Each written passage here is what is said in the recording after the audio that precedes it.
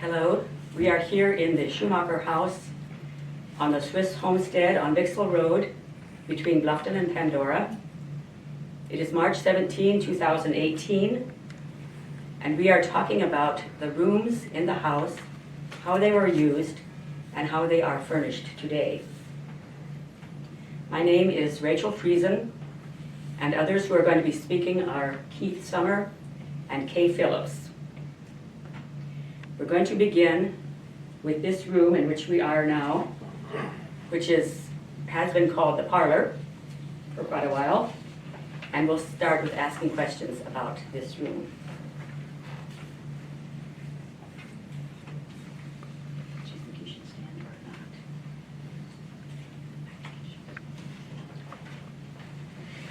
or not? Our first question is,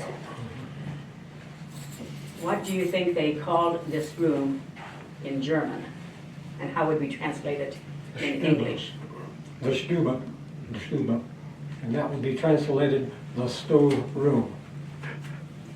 They would have not used the term parlor. They did not know the term parlor back then. After doing some consultation with a Swiss-speaking group and also with Michael Leach, former German teacher and tour guide to Europe, he said definitely they would have not used the term parlor, and Stube would be the proper term for this room. And there was not that much assimilation from the British people to the Swiss people till in the 1870s, according to Delbert Grass, is when the Swiss people started moving into Shannon or Bluffton or Pandora. So this area was sort of a closed community, and there was not that much interaction except for maybe heads of households when they needed to go to town to get supplies and things that they could not produce their own, because there were quite a few industries, businesses on rural farms in the Swiss community. And what do you think was the main use of the Stube? It had a lot of uses. Basically, it was used as a workroom and a dining room. When you consider how many people were in the Schumacher family, I think at one time in the middle 1850s there were about 14 people living here. So basically, they would have a table at that end of the room, and they would have taken their meals in here, and they would have not eaten until everybody was sat down, and they would have a prayer before each meal. So that was pretty well customary, and they might have had maybe a Bible reading or so. Yes? Keith, how soon was there a stove in this room?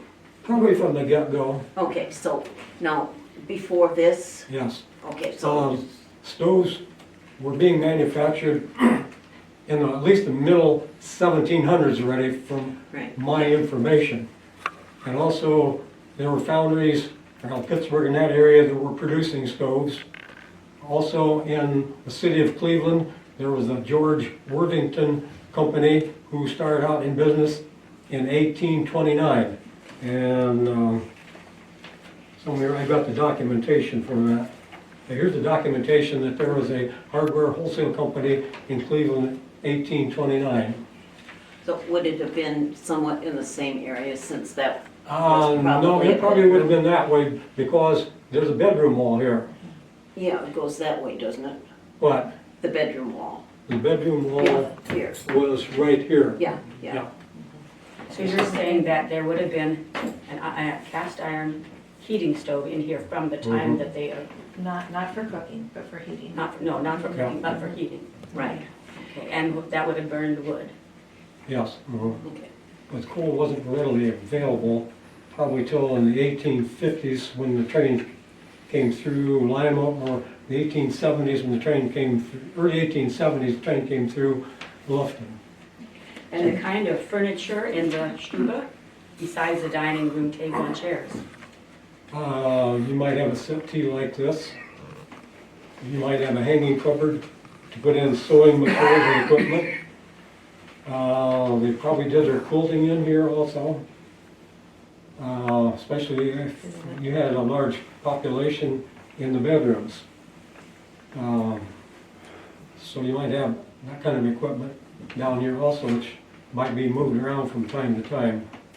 And some comfortable chairs like the rocker upstairs or not? The what? That rocker? The rocker would No. not have been upstairs, No. no.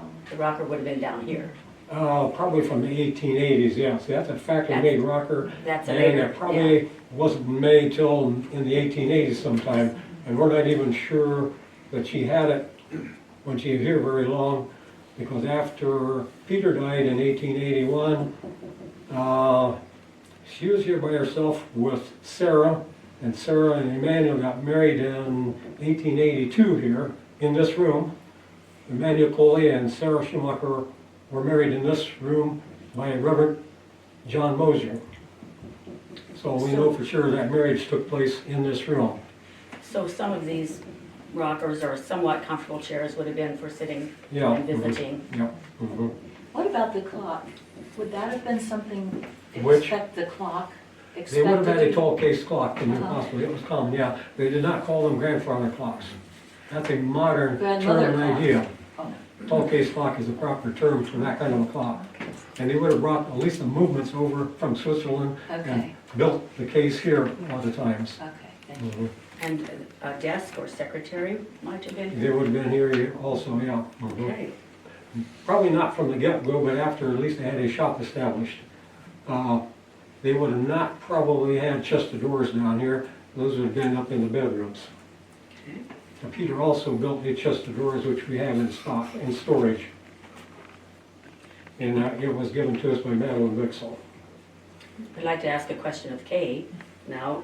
You wanted to point out the furniture and artifacts that are original to the house or the family in this room. In this room, the secretary would have been, but like Keith said, it probably came 20 years later.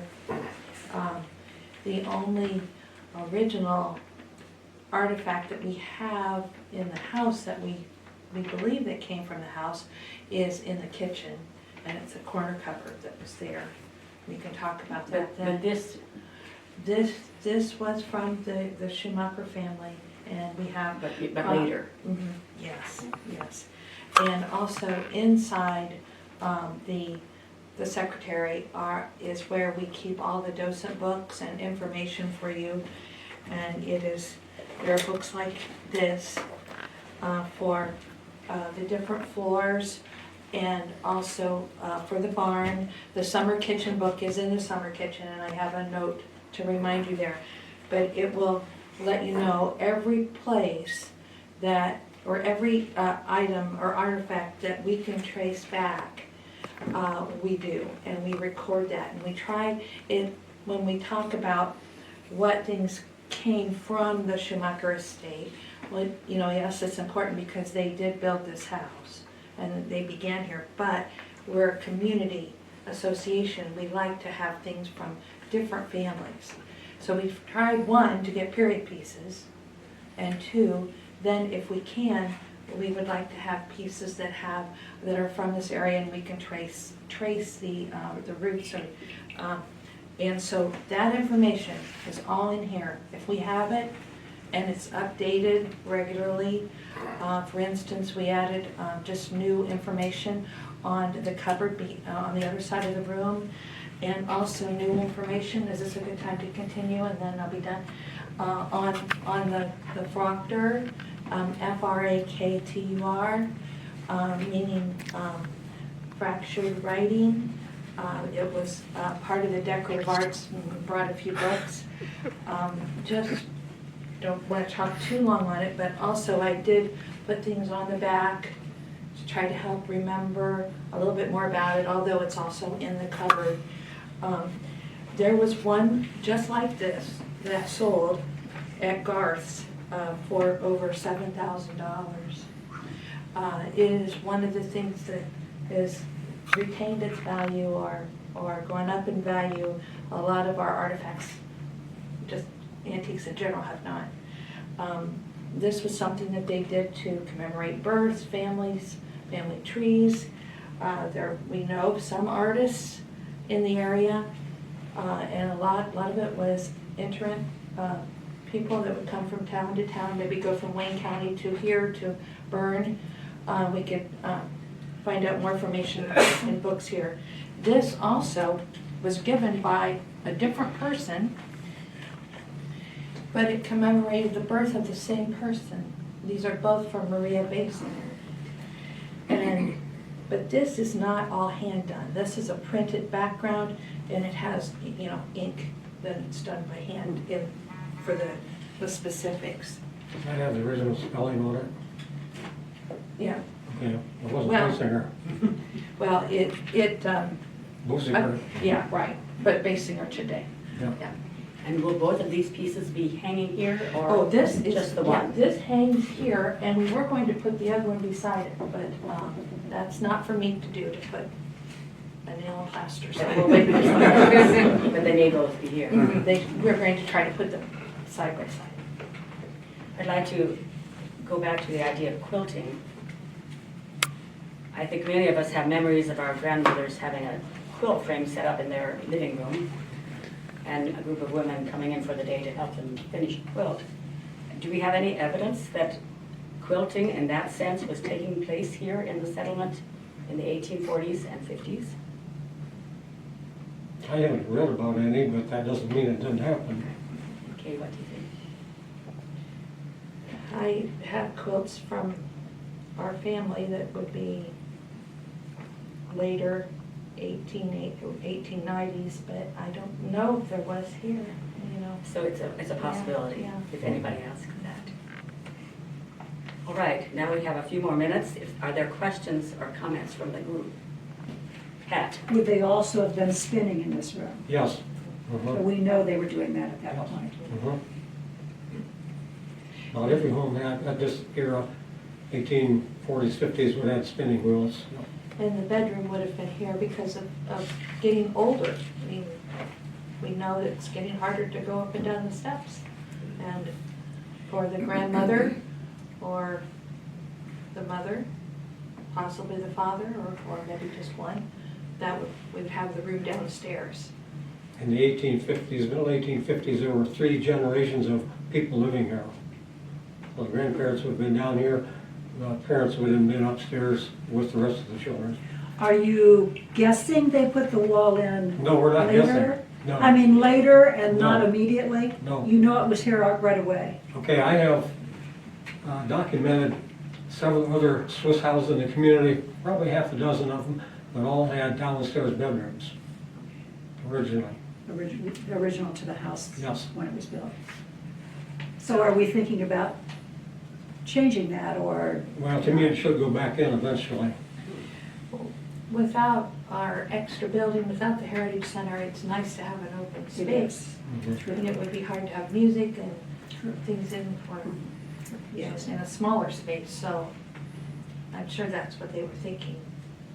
Jan? Back to one of your first questions was about the use of the room.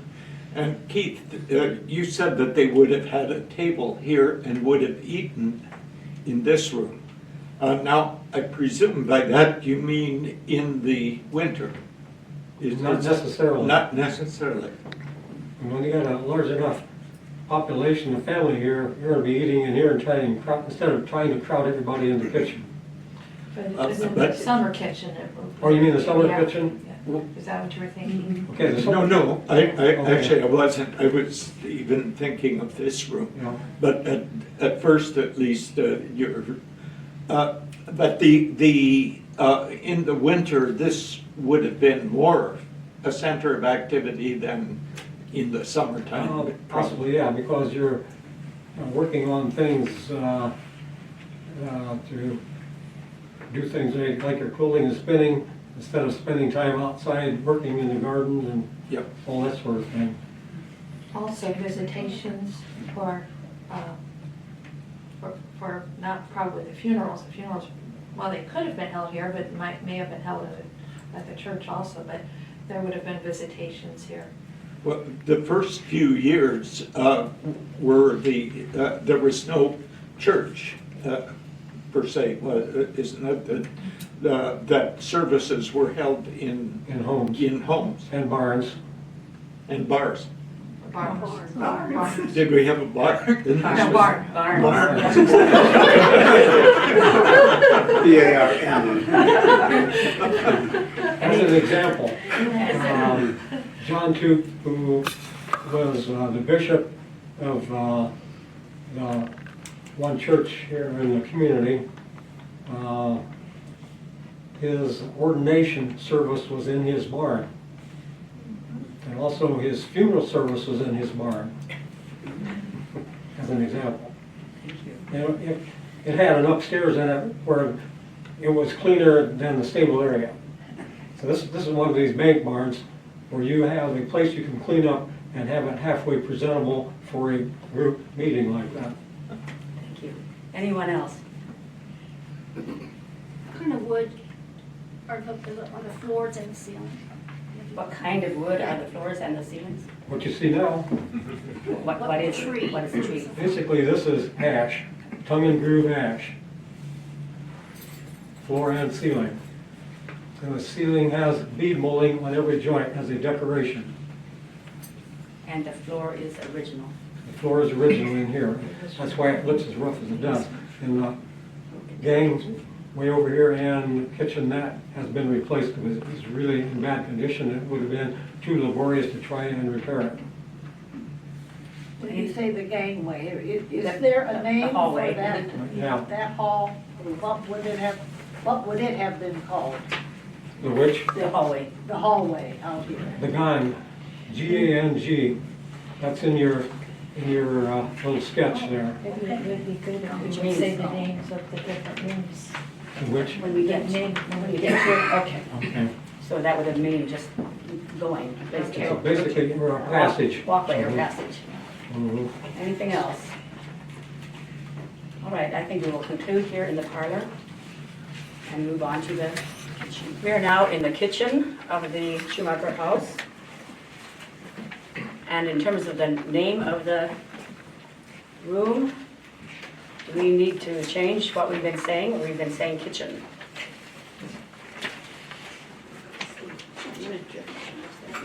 The name of this room in Bernie Swiss would have been the Küche. I'm not sure if that's a proper pronunciation anyway. It's a little bit different than High German, which would be the Küche, So that means a kitchen. kitchen, a cooking place. Now, you spoke already about where they ate meals. So are you saying you don't think they very often ate here in the kitchen? Maybe if they had a small group or something, with a larger group, they would be eating in the student. And you said that very likely they sat down at regular times for meals all Mhm. together and Mhm. began with a prayer. That's correct. Mhm. So this table in the kitchen might have been more for food preparation, a workspace, often?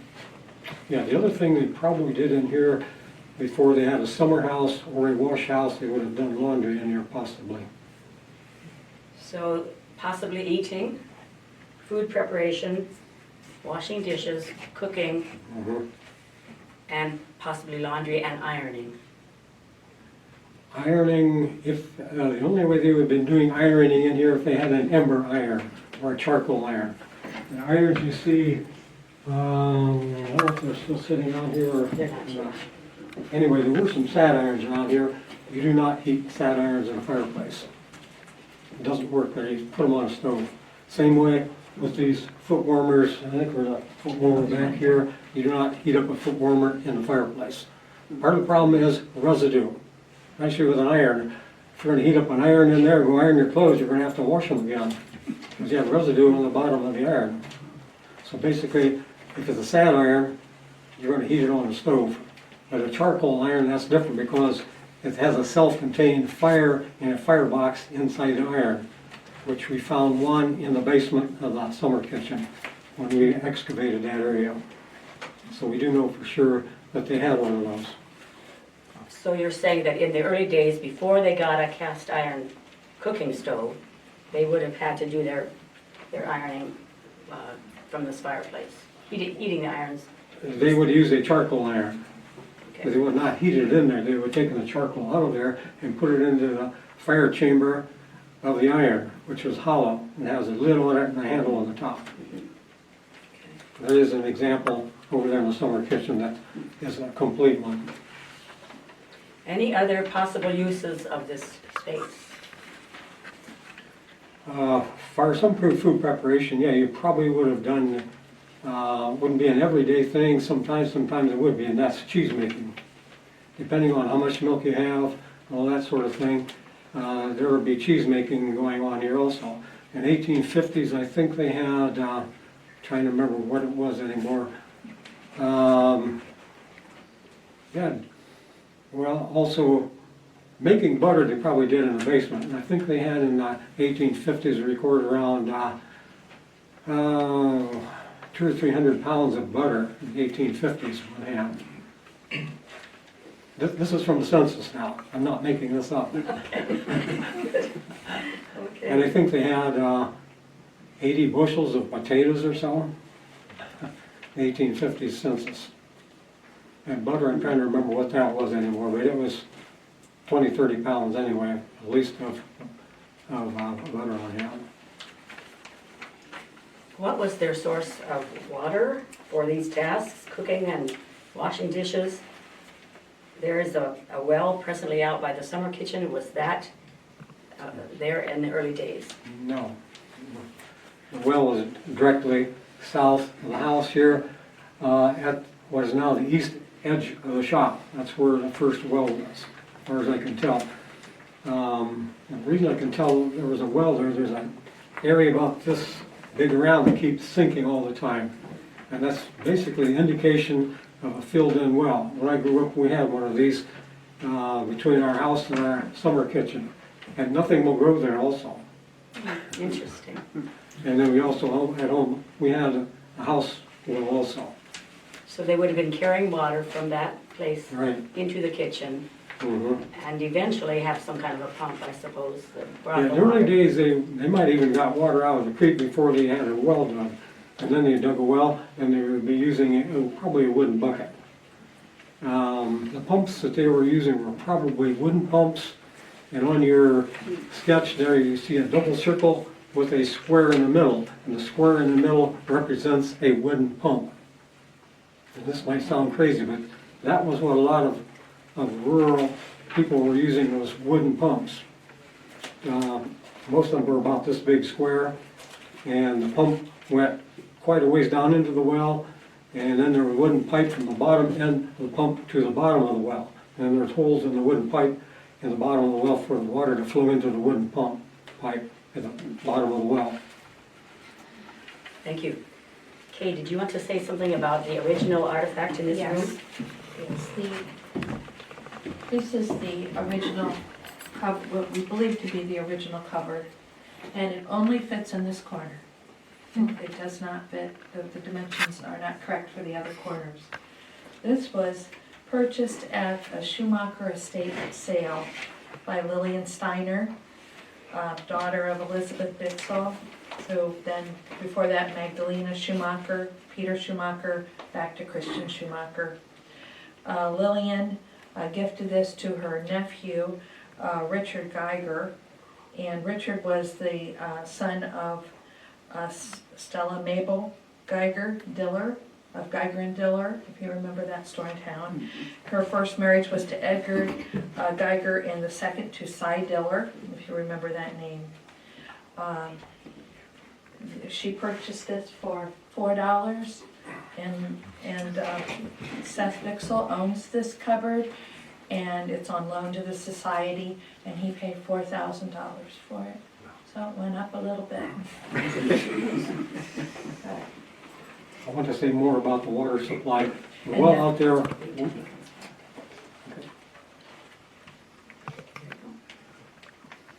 I'd like to say a little bit more about water supply. The well would have been about this big around, and it would have been laid up with loose stones.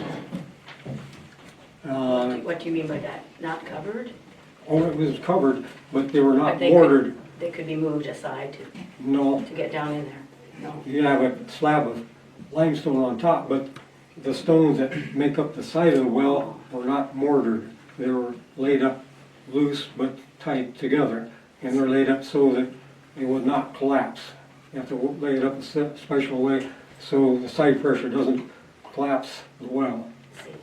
The other thing I want to say is, there's also a cistern outside here. How many of you are familiar with cisterns? Okay. The one out here probably would have been a cylindrical brick cistern, probably around 8 feet deep. And when they fired the bricks for the fireplace in the chimney, they probably fired enough brick for building a cistern. The cistern basically is sort of bottle shaped.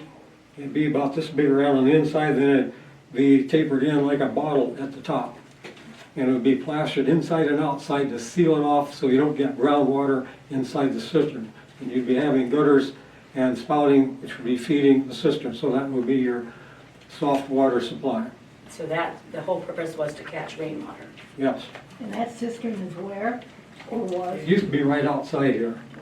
Just out there where that railing or that ramp is out there.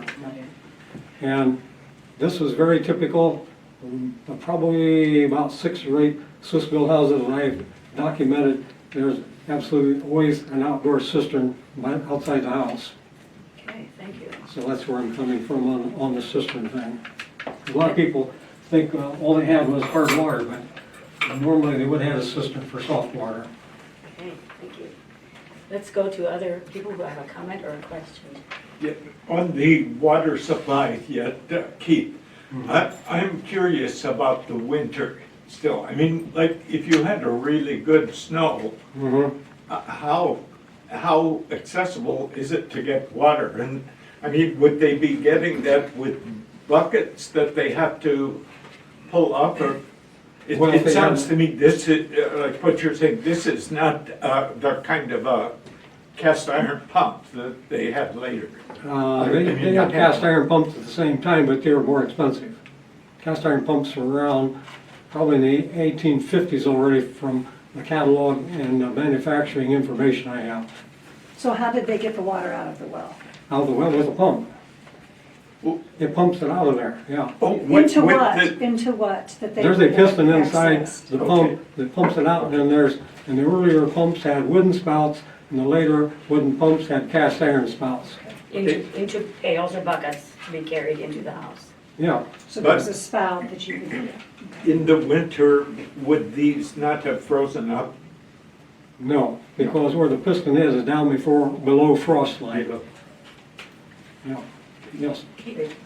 What would be the difference between what they would have used the water out of the well versus the cistern? Like which one was the drinking, which one was more for just laundry, cooking, cleaning? Basically, your cistern water would be used for laundry, washing, and the well water basically for drinking. And cooking.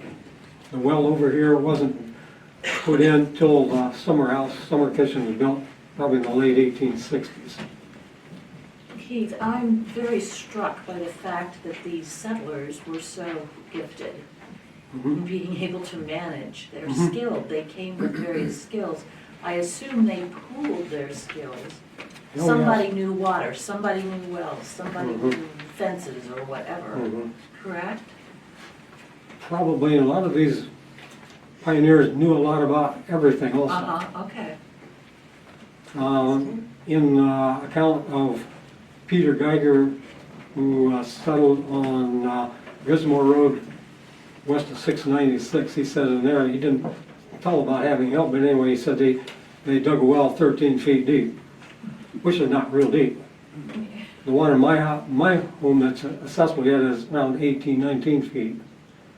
Also, they built a 2-story log house, and a lot of pioneers did not build a 2-story log house at the get-go.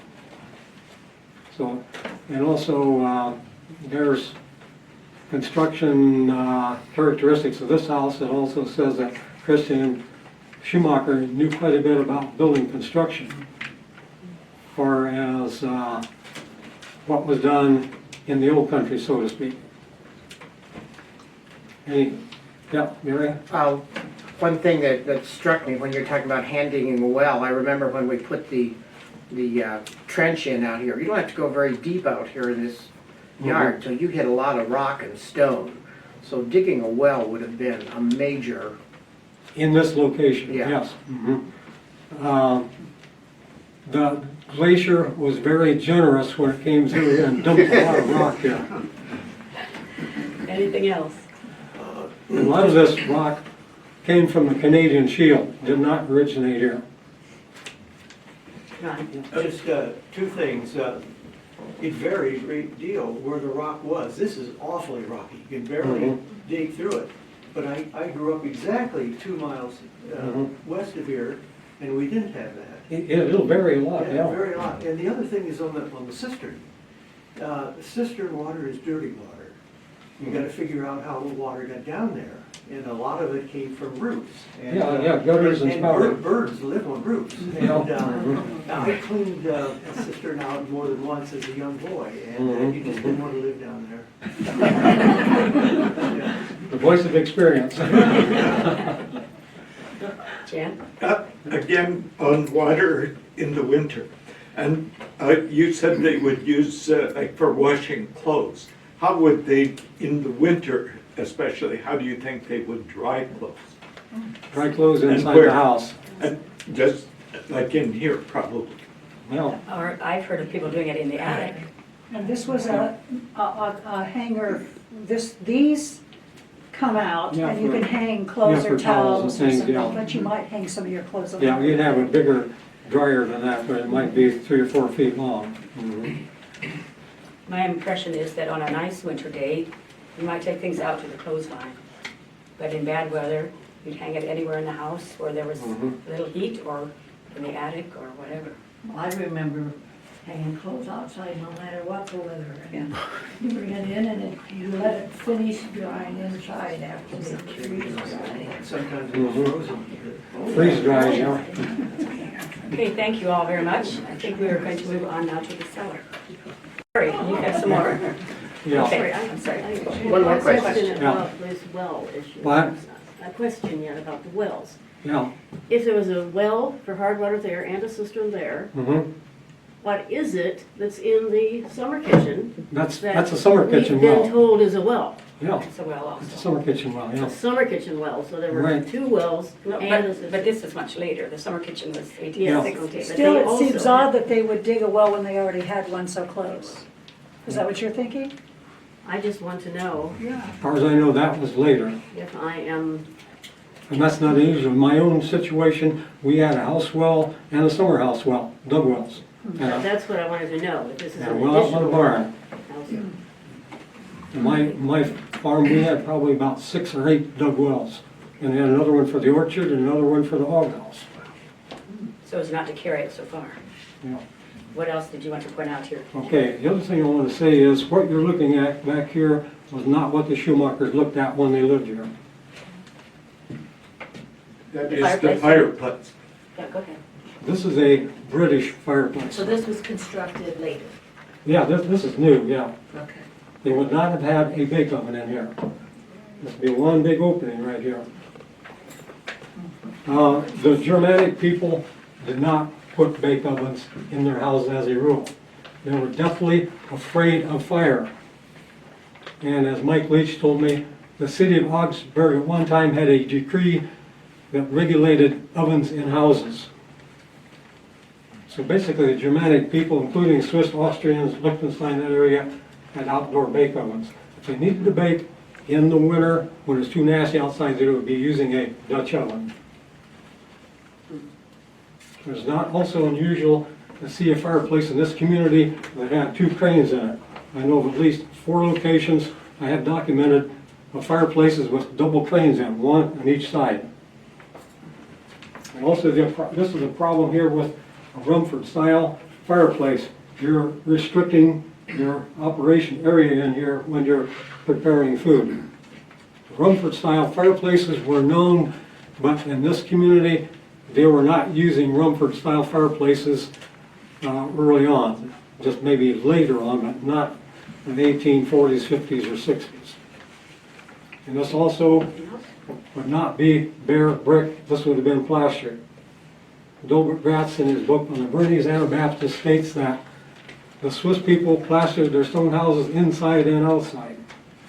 And also a lot of other people in the early parts of this country also plastered the fireplace, including George Washington's kitchen.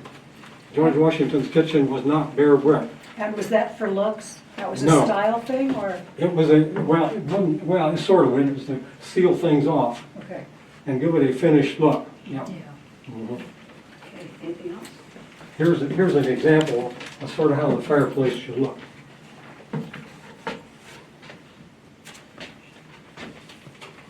Anything else? Okay. All right, now let's move to the cellar. Anybody who wants to go down.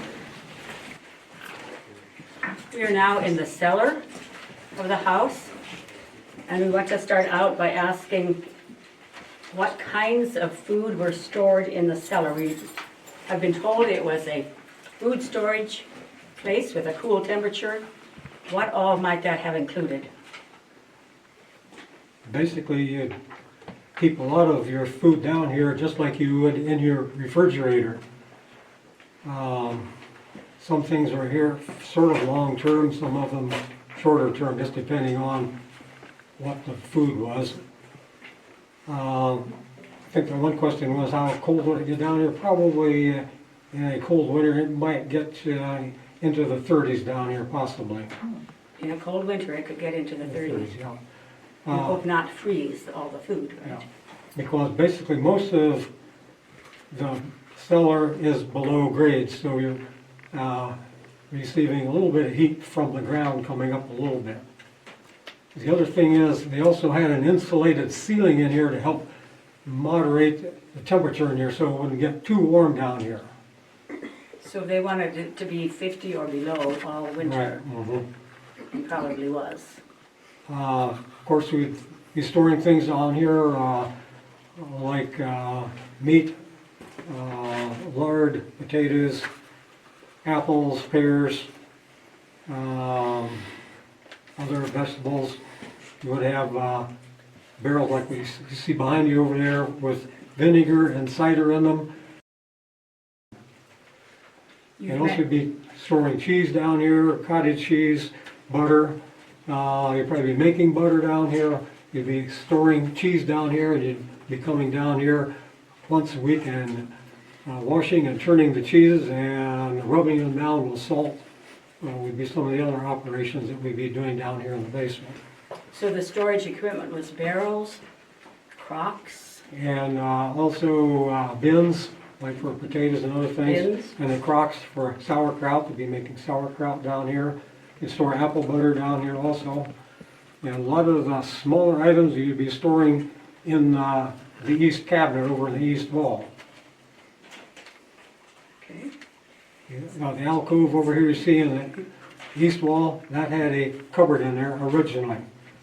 And there is one existing Swiss-built house in the community that still has the cabinet in the alcove that fits into the house foundation. And that is the Peter Toot house, which is on the university or college farm where Lawrence and Louise Matthews live. That still has the original cabinet in that basement. The doors have been taken off because they ran some plumbing by it. Otherwise you wouldn't have access to it. So, but otherwise that cabinet is still there yet and it's made out of black walnut. And those would have been used for smaller items. Smaller items, yes.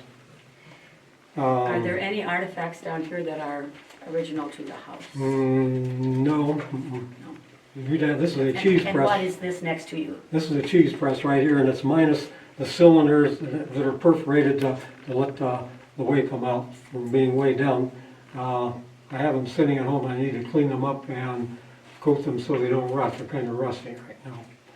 But not every farm would have a cheese press of So some most kind. families would have been making cheese, hard Yes. cheese. Mhm. Also, shelves like the two you see right here would have been common also on other shelves. These two shelves here are exact replicas of the shelves of a shelf that was in my house. It was built in 1854. So this is a pioneer style shelf for these two shelves here. And they're built exactly the way the one in my house basement is also. It dates from the 1850s. Anything else about the cellar per se? Yeah. You have a comment? Yep, on a question on food storage, Yeah. several things that Mhm. you mentioned or didn't mention. Yeah, there's a lot of things that I didn't mention. Yes, for example, canning, and now, when we grew up, people were canning a lot in this community.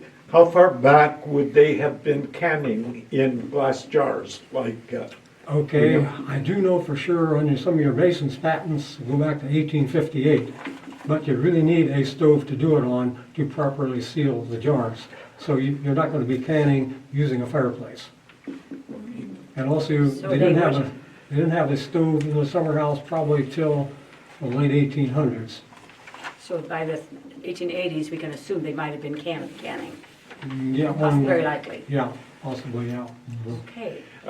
one other storage things down here, you mentioned meat. How would they have stored meat or prepared the meat? They would have salted it, and sometimes it's cured with sugar and put in crocks. And also, they would have stored some of their meat in the smokehouse from smoking also. Good. There's one more question here, then we'll Yeah. move We're on. always asked this, I know the answer, but you might tell Yeah. everyone again. The two things that look like a fireplace, people always come up and say the fireplace is in the basement. That's what they say.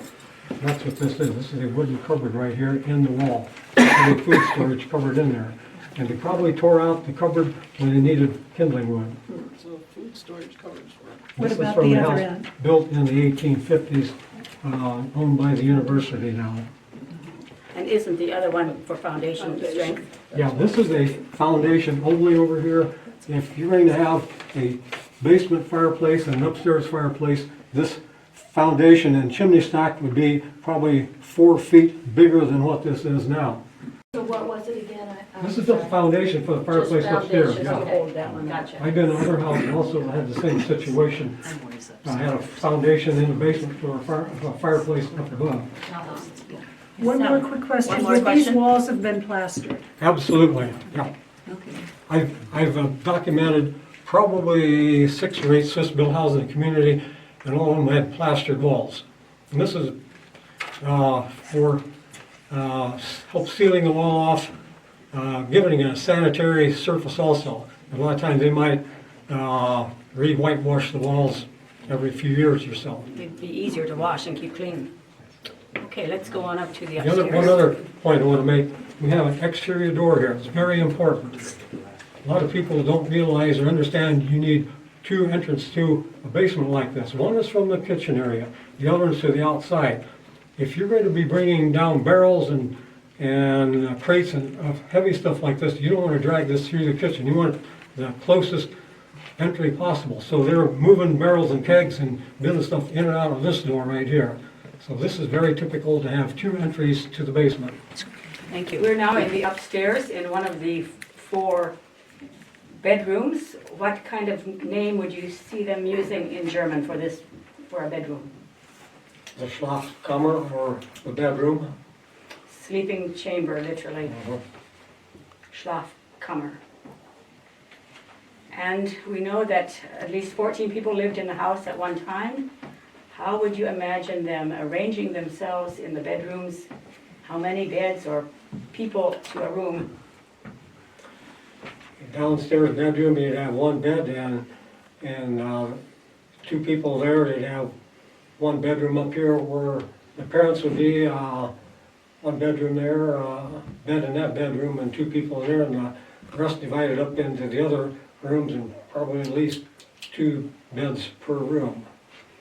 So possibly a boys' room, a girls' room, the parents' room, maybe a couple of small babies and children in the parents' room, possibly? Yes, and Possibly. possibly cot, some in one of the boys' or girls' rooms also. Any way they could fit them in, 2 per bed at least. What are other uses of the bedrooms, such as playrooms, sewing rooms, storage, or not? What do you think on that?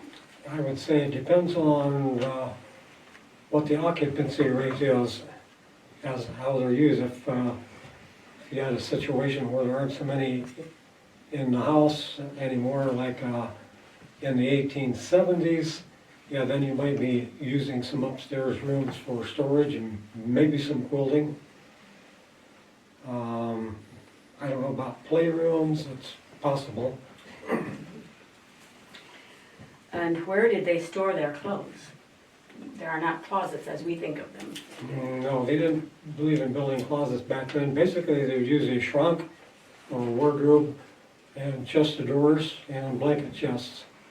A shrunk meaning a tall, Yeah, what we call a a wardrobe, wardrobe, that would be called a trunk. and a chest of drawers, and maybe some chests for blankets and so on. Yeah. Okay. And they might, basically, empire style chests that would been made, Peter made at least one anyway, and other carpenters made quite a few. My own great grandfather, he made furniture for all 9 children, so he got pretty busy making furniture for his children, as an example. Fire storage, that's what I observe here. Now, in my own house, they did things a little bit different. They also drilled holes in the board walls and put pegs in there and hung clothes from both sides of the wall. But I don't see any evidence that they did that here. But some people may have had a peg to hang things on. Yeah, What about sewing and spinning? Something that women spend a lot of time on. Probably not here. well, again, it depends on the occupancy rate, And the weather. yeah. If they have the space available, yeah, they probably would do that in a bedroom that had a low occupancy rate. Okay, what were you? Just the same. And we use this for our sewing and quilt room here, but we need space to display these things. Right. So that's why. The bedrooms all have, the sleeping chambers all have little shelves on the sides. And in the middle, What were basically there What were were those small What were they for? store, small incidental things. Now, on Can you see that? this wall here, this shelf has a dual purpose. The one purpose is to support the wall itself. This wall is not supported by the ceiling up here or the ceiling joist. So when they would install a wall like this, they would nail a cleat on the floor here at that strip of wood down at the bottom of the board wall. They would put that cleat in up there, they would put these boards in up here, and then they'd bring the boards up against the cleat at the bottom and the boards up here and nail them in place. So basically, this serves as a dual purpose. So you could put things on it, but it also was holding up the wall. That's correct, holding it in place, yes. Okay, thank you. And that's typical of other housing, including my own house and other houses in the community. So it's not unusual for this to happen in this community. Let's take time for a few questions from the group. Anybody have a question? This plaster then would be considered normal and what you would see anywhere, is that right? Yeah. In the house, I mean. You might see a bed shoved up against the wall or something in here. Or if you didn't need the beds anymore, then you'd probably take them apart and put them in the attic. Is this floor original? Yes, this is All of the upstairs. This is original here. Now over there, above the kitchen, there's some replacement floor over there. And this Right. is ash. Oh, the two grits back there, Well, cover some graffiti. I love to have that Yeah. graffiti show. And so whoever put well, those ask, up. ask Gary about that. Those are coming down, I just ran out of time. And for the Christmas Because store. when you have the original graffiti up there, Yeah. it's fun to. Well, there is some graffiti on the wall. You'll see some drawings back there using a compass and that sort of thing. And that's not unusual to find that in houses. I've also seen that in barns also, pinwheels and that sort of thing. Is this plaster and chair rail original? A lot of this is upstairs. A lot of it is not downstairs. A lot of it was ripped out downstairs and basically it was replaced exactly the same size and shape with the same molding that this is up here. We actually made a wood plane, molding plane to replicate the molding down there, so it would be exactly the same as this up here. So this, though, is original. This is original up here. Okay, are there other questions? About the baby tender that's in. We're going to go out We're and gonna let do him that later. actually take a picture of it. Thank you, sir. Another thing I'll Anything say, else in here? another thing I'll say is the stovepipe came up through here. instead of a chimney. And what this did, when the stove metal pipe came up through here, basically radiated off heat to heat this part of the house. And this is typical in Swiss mill houses in the community. And later houses, where they didn't have a fireplace, they would have a stove at each end of the house and stovepipes going up through the floors to attic chimneys. What I mean by attic chimney is the chimney that's in the attic only. So this is covered only for safety, is that right? That's correct, yeah. And even though the fireplace downstairs wouldn't be like it is now, That would be That- plastered. there would still be a chimney coming up through radiating heat there, I assume. You have heat things over there, yes, but not over here. Right. And much less down below because the gang down there has insulated walls on both sides. So, like I put in the drawing, this is a closed plan house, floor plan. That means entry is only by the central gang and not directly into rooms. But there were other houses in the community that were had an open plan house. A lot of them had open plan houses.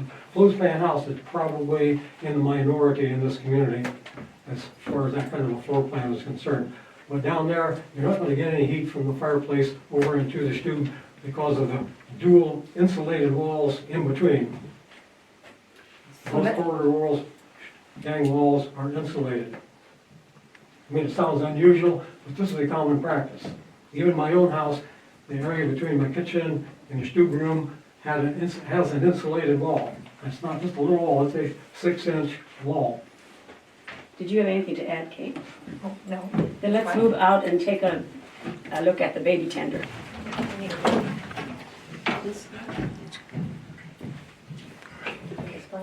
We are now in the hallway upstairs and looking at the baby tender. The question that has come up is that the location seems a bit odd because it seems so close to the head of the stairs. Do you think this was the original location or not? No. Well, there is no evidence that it was any other place, and we have this pivot up here, which has been there for a long time, so. Yeah. This, So we can't this really know. piece, that piece was there for a long time, but they didn't know what it was for. And this did fit, but it seems to me that it would be downstairs if you're watching the baby. And it wouldn't be close to stairs. Very possible. I haven't seen anything downstairs that would indicate it was installed down there either. So how did it tend the baby? Okay, put the baby in Put the here, baby in there. and then they can walk around here, and then they could go all the way around. If it wouldn't be for the step, they could go all the way around. But So that- it's like an But that's the purpose of it, so that the baby doesn't fall down the stairs. It's like instead of. Well, that could be, that's a possibility. Across the top of the stairs. Yeah, that's a It's like a little possibility, rope but on I'm there. thinking of where I spend my time, and it's in the Yeah. kitchen. And I would think the baby, I'd want the baby to be Yeah. put in there, but I don't know. But I'm like you, they didn't have a gate to put across the top of the stairs. When they came up here to make beds and put Yeah. things in That could order very well with a be. child, that would be an ideal location for them. There's a certain amount of work you need to do up here, and this is being a central location while the mother or daughter is going from one room to the other. And if the Would they baby's have had waist is several? in there securely, That's she's a not gonna fall down the possibility. stairs. This came, and from the Basinger Furniture, line, the Basinger Furniture store, from the Edwards. Noah Basinger. And his mother, somebody was a Schumacher, I believe. So, All right. I firmly believe it's to keep the baby from falling Slide down the downstairs. steps. So the question is, obviously we don't know for sure, but it could have been the original it could have been. location. Okay, I think we're going to. But question, but you're thinking that the baby would be, that thing would be at their waist? Not- When we not say, their- Oh, not at the head, not at the head. when we A say, shorter baby. when we say baby, I think we're talking about a toddler. Right, right. Okay, let's move on to the attic, please. Those who want to go up are welcome to. Here we are now in the attic of the house. And the first question I want to ask you, Keith, is the floor and so on original and as it would have been at that time? We are standing on a elevated floor so that we can insulate the area below without having to put insulation underneath the ceiling below. What you see right here is original floor, right here. This step-up area is original. And this was added. This is all In added, the there's restoration. insulation underneath here. It is the same species of wood. This is ash also. Ash was used predominantly in the Swiss-built houses in the community, not oak as far as flooring is concerned. Thank you. And what about the uses of the attic? Well, Either one of you. Basically, what you see now is drying herbs up here, it's probably used for drying clothes. We have a immigrant chest over there, and a small blanket chest there, so we'd be storing incidentals up here. If you had some empty beds you didn't need, you'd probably bring the beds up here. Other odds and ends of furniture. It could have been a workplace, possibly. This has enough space up here. You could use it for some kind of workplace up here, maybe working on herbs or something, or other items. Do you You're have any saying- ideas, Kay? Well, no, I think you hit everything, storage and. Yeah. Storage and drying mainly would be Yeah. the two main. It wouldn't have been used for sleeping at all? Probably not. Okay. We had enough sleeping area down there. Yeah. I know in some houses that were cramped for sleeping spaces, yeah, they did sleep people in the attic. Okay. And Possibility. the drying rack, you get a good picture of that for clothing or linens and things like that. Basically, in the early 20th century, probably in the teens or so, and I'm thinking when the Schwab family lived here is when they had a difficult winter time, and they actually burned up part of the house up here. I mean, they burned up a major support system for the roof. And what I'll point out here, this part right here, this long beam right here, it runs clear down here, it's about 40 feet long. This is called a principal purlin. This was taken out for firewood. These timbers right here, these are called principal rafters. These were all tore out for firewood. And also, they went and cut these parts right here called a collar tie up about halfway. So I remember coming up here in the 70s, and there's this collar tie just coming across here and ending here, and the rest of it was all gone. So when we redid the house, we decided we were going to put this back the way it was. Any questions? Yes. Ken? One is a furniture question. Yeah. The piece back here, Nancy, is, Oh, okay, that's the flax brick. That's a flax brick, yeah. Now that has to do with part of the process of turning flax stalks and fibers into linen. After it's been soaked a while, and then you use that to break up the stalks to get the fibers out of sight from the inside of the flax plant. Rachel? That, it looks like a cupboard at the Oh, far that's a end. mechanical room. Okay, so you just built that for. Yeah, that's a new mechanical. thing, yeah. And it also It was has, not original. also above it is the attic chimney. I mean, that chimney only goes up there to on a platform, and that is it. So the stovepipe from the stuba all the way on up here will come through here and then into the chimney up here, which is a very common practice in this community. Okay, I think we have come to the end of our tour. So thank you both for your help, Kay and Keith, and everyone for your good questions.